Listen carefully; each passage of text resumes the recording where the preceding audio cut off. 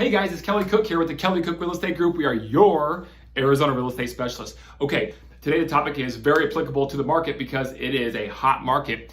It is specifically the value a agent on the selling side, when you list and sell a house, should bring to you, even yes, in a very hot market. Stay tuned to find out.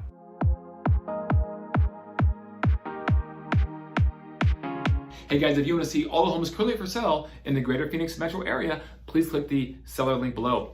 I'll give you a little hint. There aren't too many of them. Conversely, if you don't know what your home is worth in today's market, please click the home valuation link below. Okay, this topic is very timely, and the market, as we all know, is very, very hot right now. Supply is low, buyer demand is up, and in that situation, it causes a great seller's market. But what are the things that a agent can help you with to bring value to you specifically when selling a house? Some people think when the housing market is hot, is very robust, the agent becomes less important. But I would argue and submit to you today that it's actually more important in a market like this.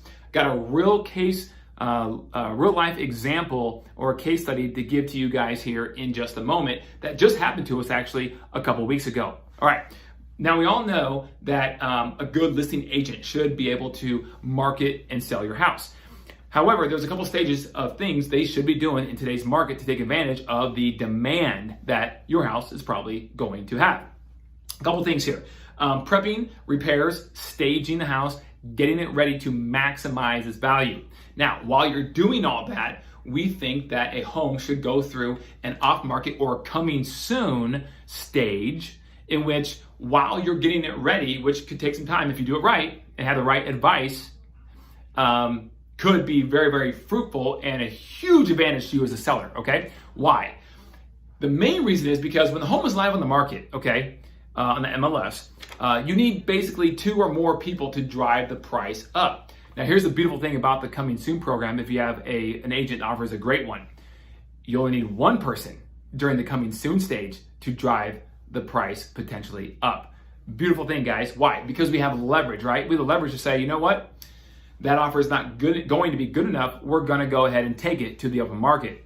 And a lot of people say, I don't want the whole world to know about this house, so I'll take it.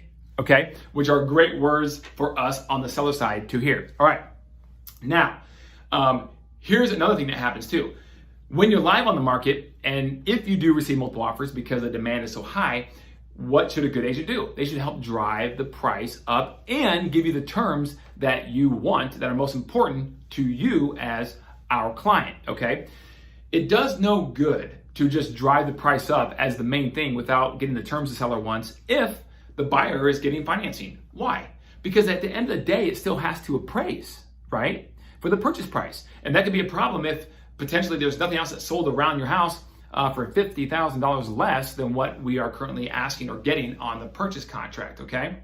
Now, if it does not appraise, then there's a whole nother value proposition and skill set right there that a good agent you choose should be able to help you with. Here's a real life example we just had. Home went on the market, okay? We had multiple offers on the property. I was able to negotiate a very above asking price offer because I had 3 buyers that we put together and able to basically get them to play off each other and got one of them to go obviously to a very high number. Now, it was a custom home on a custom lot. Nothing around it is very much like it. So in that situation, the likelihood of the house not appraising is obviously greater because there's a lot more subjectivity that goes in to the adjustments of the appraisal, okay? The house did not appraise. In fact, it was an awful appraisal that we felt was not good, the buyer's agent as well as myself. Buyer won the buy, seller won the sell. So now what happens? Because that just kills the deal.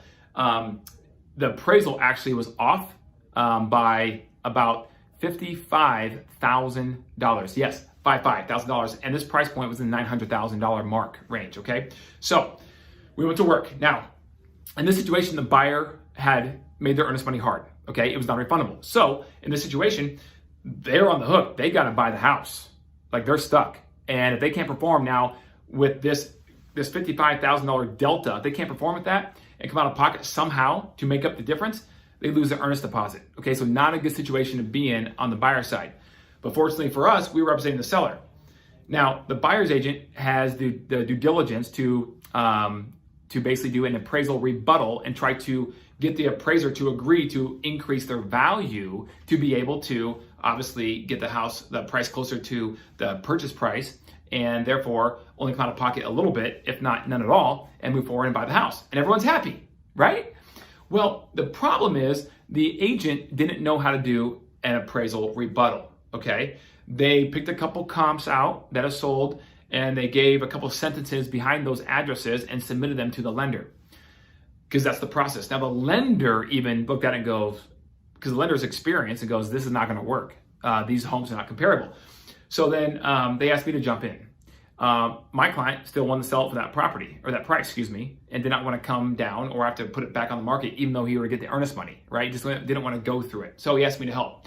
In doing so, I've done many of these in my career, guys, and we went through a very detailed process of shooting holes like a private investigator or an attorney, if you will, or litigator, and finding holes in what the appraiser could have used for a comp, and then with the ones they did use, what the specific adjustments are or were that were between what he used and what they should have been, okay? And then you got to make an argument for it. Make your case, state your case, but you got to do it in the verbiage and the language that an appraiser uses, not just a sentence or two. So it's a very intricate process. Long story short, the appraiser agreed with my findings and didn't come up to whole $55,000, but came up $45,000 on the appraisal and left the delta only $10,000 short for the buyers. And honestly, they were ecstatic. Now, guys, my seller was so pleased and was so awesome. But the buyers were, they're a younger couple with a small kid, and they were just so happy and thankful and grateful that it was just really cool. That's why I do what I do every day, guys. And that's why the agents on our team do what we do every day. So just want to share that story with you guys, because there is specific value that an agent on the listing/selling side should be able to bring to you, even in a very, very hot market like we're in today. Guys, if you need anything from me, or if anyone else could benefit from this video, please share it with them. My number is 480-227-2028. You can email me as well at kelly@kellycookhomes.com. Thanks, guys. Have a wonderful day. And until next time, bye-bye.